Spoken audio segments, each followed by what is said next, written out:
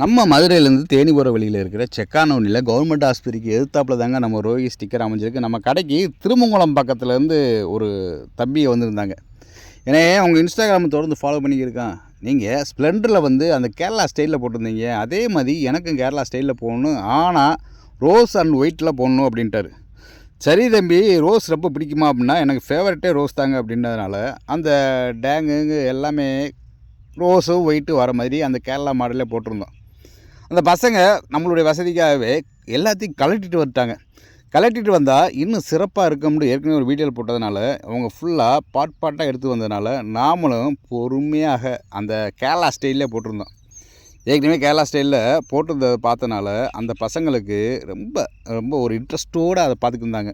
இப்படி வருமோ இந்த மாதிரி செம்மையாக வந்துடுமோ அப்படின்னு சொல்லி பார்த்துக்கிருந்தாங்க. கடைசி எண்டில் அந்த பசங்களுக்கு ரொம்ப பிடிச்சிருச்சு.